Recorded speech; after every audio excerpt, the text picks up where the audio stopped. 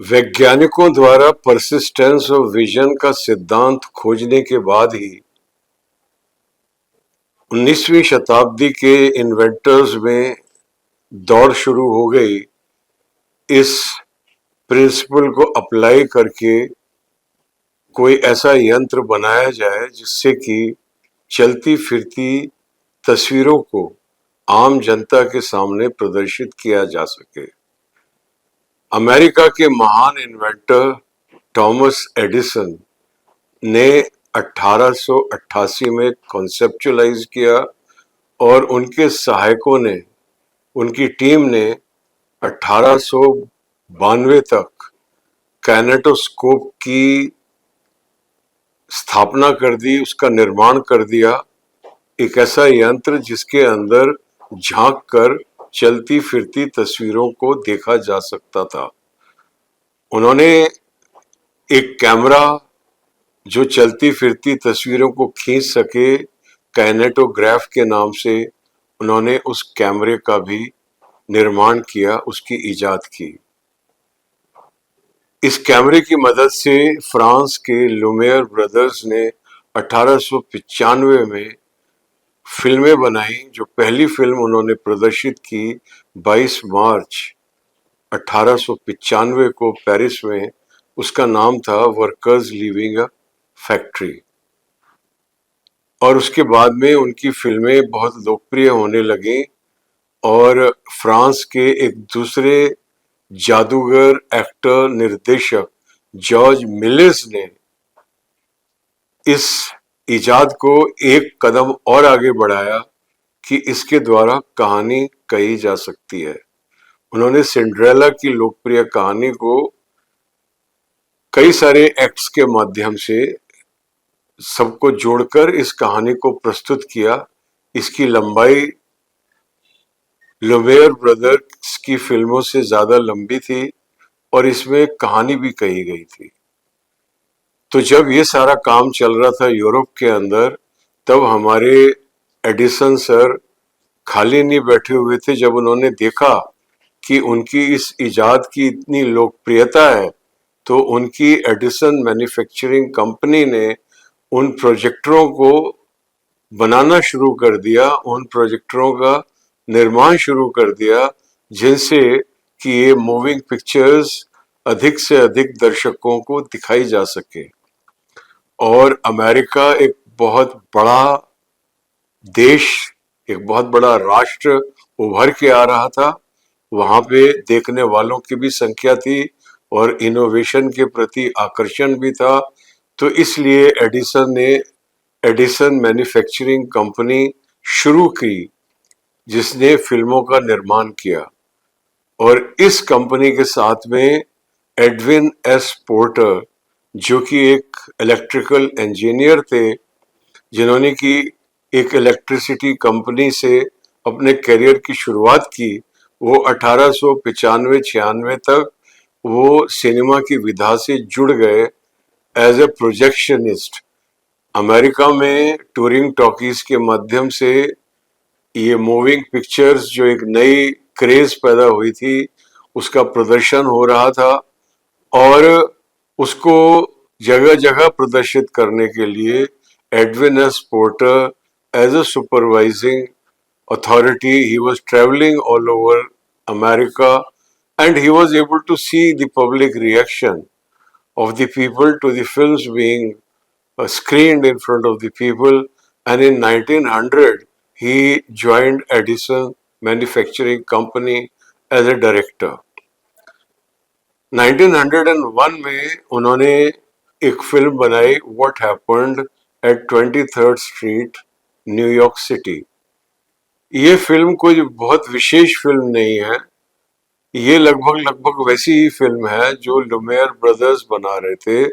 उन्होंने न्यूयॉर्क की 23rd street पे ट्राइपॉड पे अपना कैमरा ले जाके रख दिया और बीच में फिल्म में एक व्यक्ति आता है जो कैमरे को देखता है और फिर देख के वापस लौट जाता है। मतलब कि उन्होंने किसी को सूचित नहीं किया कि यहाँ पे शूटिंग चल रही है, जिसको आज की भाषा में भी इस प्रकार से शूटिंग, गुरिल्ला शूटिंग जिसको बोलते हैं।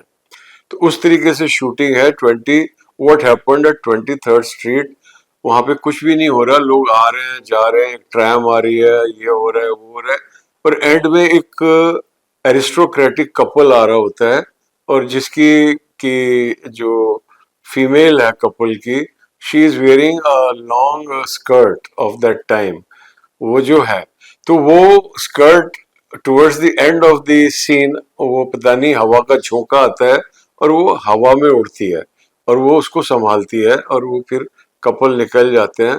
This is the film.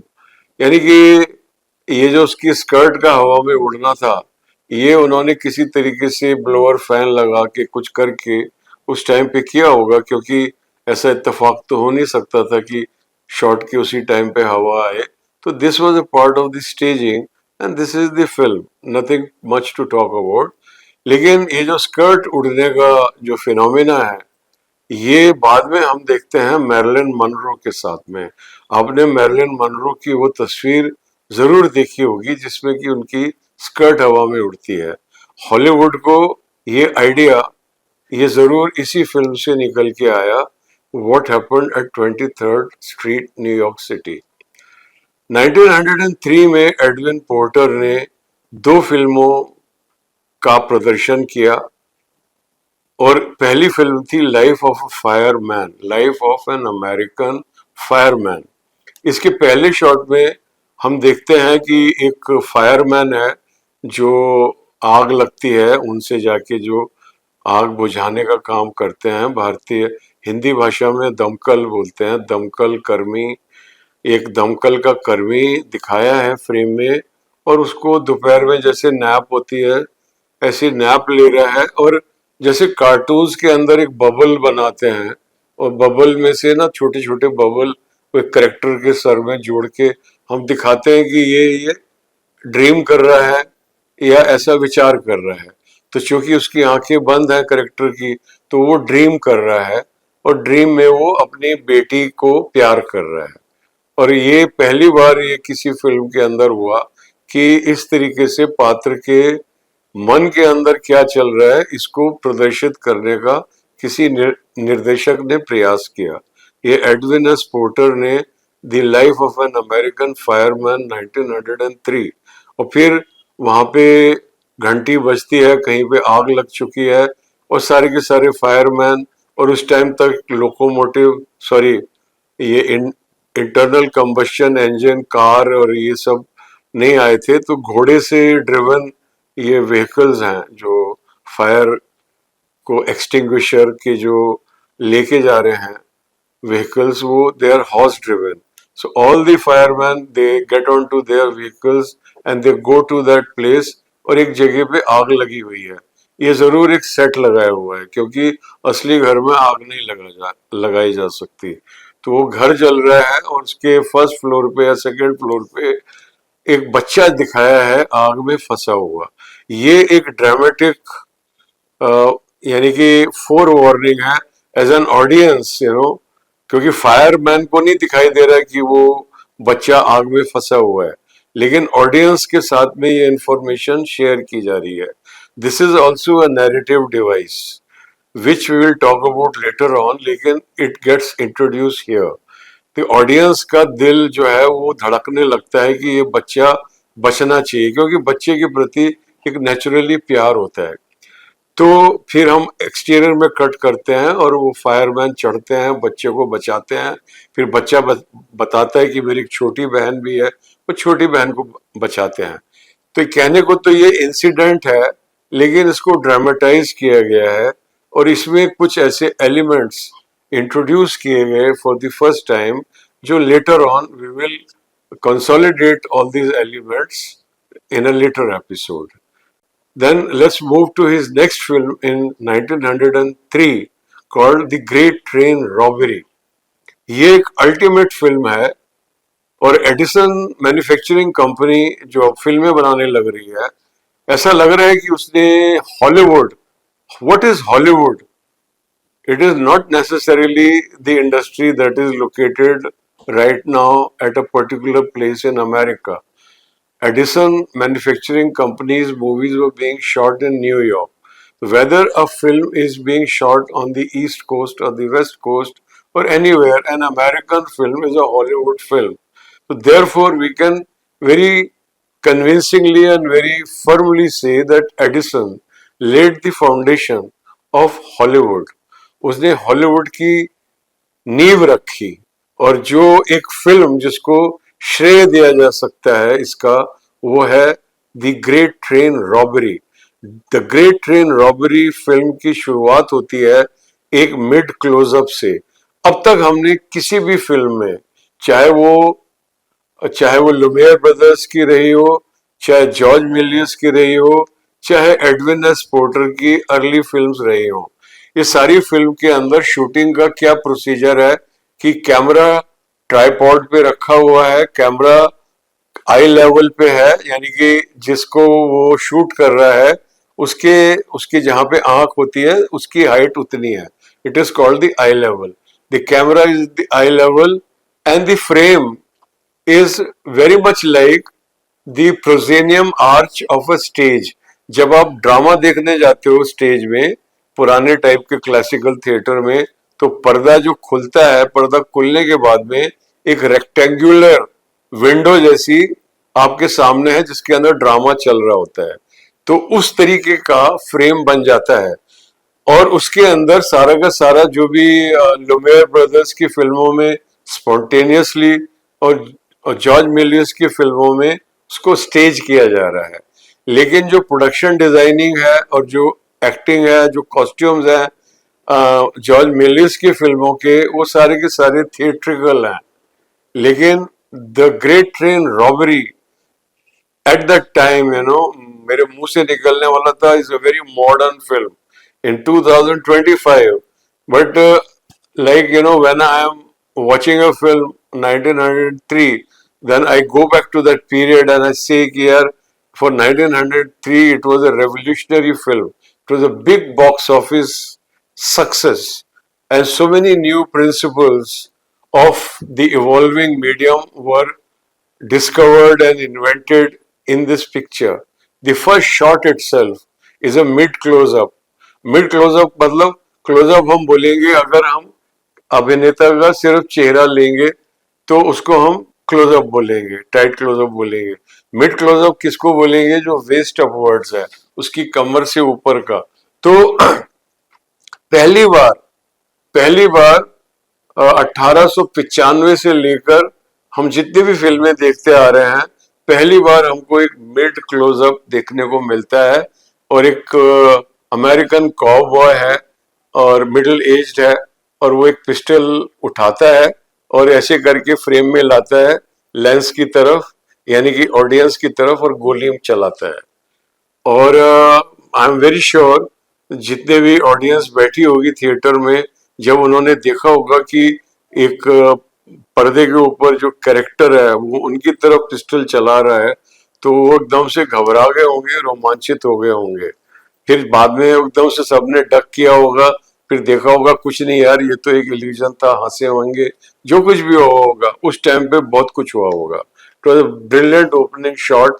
फिर फिल्म चलती है, उसके अंदर दिखाते हैं कि हम एक रेलवे स्टेशन के स्टेशन मास्टर को कुछ रॉबर्स आके, दो ही दिखाए हैं लेकिन बाकी उनकी टीम है जो बाहर है, तो वो आके उसको नॉकडाउन करते हैं, बेहोश करते हैं और फिर वो ट्रेन रुक जाती है, वो रुकी हुई ट्रेन में चढ़ जाते हैं, फिर ट्रेन चलती है, फिर चलती ट्रेन को वो ड्राइवर को गन पॉइंट पे लेके रुकवाते हैं और फिर उसका जो इंजन है वो बाकी ट्रेन से अलग कर लेते हैं एस्केप करने के लिए, और बाकी ट्रेन में से जो पैसेंजर्स को उतार के उनको लूटते हैं और लूट के फिर जिस इंजन को उन्होंने ट्रेन से अलग कर लिया है उस इंजन में वो एस्केप कर जाते हैं लूट के साथ में।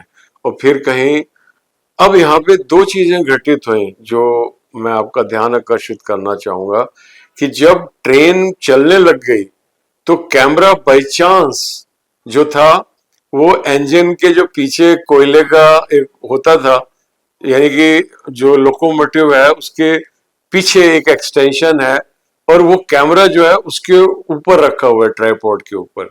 लेकिन क्या असर हो रहा है कि इंजन है तो ट्रेन है तो कैमरा मूविंग है, camera is moving, It's a very dynamic shot. Still today, when you look at it, such shots, subjective shots, they look very dynamic. यानी कि अगर हम दिखाएं कार की रेस हो रही है तो सिर्फ हम दिखा रहे हैं ड्राइवर तो रेस चल रही है, लेकिन अगर हम पॉइंट ऑफ व्यू में आते हैं और उसमें से दिखाते हैं, उसका एक एक्साइटमेंट अलग ही होता है. तो उस टाइप का वो शॉट पहली बार, और आई थिंक ये पूरे के पूरे फिल्म के इतिहास का पहला ट्रॉली शॉट है जो कि एक्चुअल रेलवे ट्रैक पे लिया गया है, क्योंकि trolley nothing but replica of the railway tracks only. जिस तरह से रेलवे ट्रैक्स होती हैं उसी तरीके से हम सेट पे ट्रॉली लगाते हैं जिसके ऊपर हम डिवाइस रखते हैं, कैमरा माउंट करते हैं और कैमरा जो है वो रेल्स के ऊपर मूव करता है. तो यहाँ पे तो एक्चुअल रेल्स थे और लोकोमोटिव था उसके पीछे था. I think it is the first trolley shot of the history of cinema in the great train robbery. फिर जाके वो जो इंजन जो उन्होंने अलग कर लिया है ट्रेन से, उसके अंदर वो लूट लेके सवार होते हैं. इंजन जो है वो फ्रेम से बाहर जाता है, ऐसे करके वो लेफ्ट ऑफ फ्रेम वो इंजन बाहर जाता है और फिर कट लगता है और इंजन एंटर करता है. एंड इंजन आउट होता है from the left of frame और एंटर करता है from the right of frame. This is one of the fundamental principles of editing. It was invented in this picture. And another thing, the basic camera movement, the pan. अब तक जितनी भी फिल्में थी, George मिलिस की फिल्में थी, इन्हीं की अपनी फिल्में थी, एडविन पोर्टर की फिल्में थी, लुमियर ब्रदर्स की फिल्में थी, उस सब में कैमरा बिल्कुल स्टैटिक रहता था, कैमरे का कोई मूवमेंट नहीं था. Camera movements are of so many kinds, we will talk about them as we progress. लेकिन जो सबसे बेसिक कैमरा मूवमेंट है, तो आप मुझे देखिए, जैसे कि मेरी जो गर्दन है, ये जो मेरा सर है, ये मैं कैमरा हूं. तो अगर मैं ऐसे करता हूं तो ये पैन है. इसको हम टेक्निकल भाषा में पैन बोलते हैं. ऐसे करके कैमरा जो है वो मूव करता है. तो pan for the first time is seen in the great train robbery. पहली बार कैमरा मूवमेंट इन्वेंट हुआ, एक कट लगा, राइट टू लेफ्ट का आइडिया आया, और पैरेलल कटिंग का, यानी कि दो incidents at the same time, they are happening at the same times. ये जो डाकू जो है, रॉबर्स, ये लूट के जंगल में इंजन को कहीं पे रोक के उतर के अपनी लूट जंगल में कहीं पे खुश हो रहे होते हैं. उधर eight the same time station master की बेटी आती है. तो ये मुझे कैसे पता लगा बेटी आई?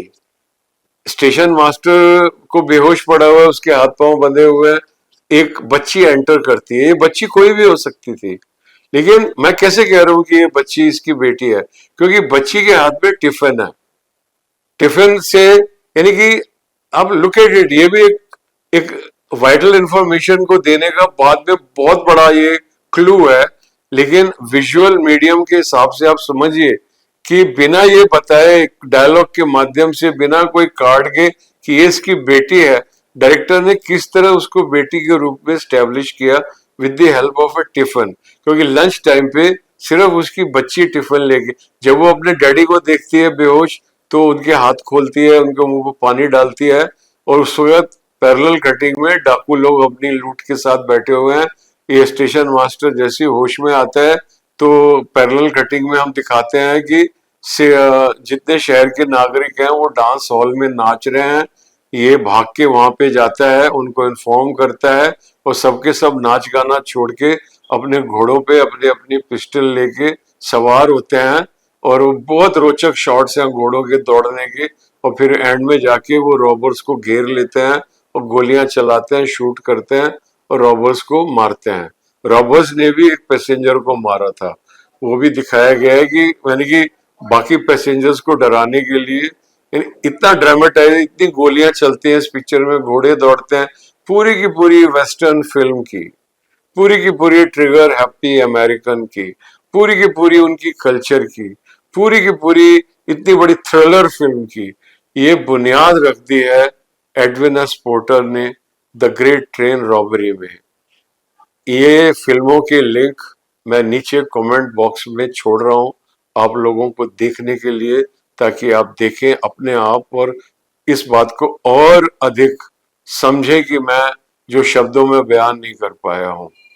देखिए एडविन एस पोर्टर की the great train robbery, the life of an American fireman and what happened on 23rd street, और साथ में देखते रहिए सिने माया।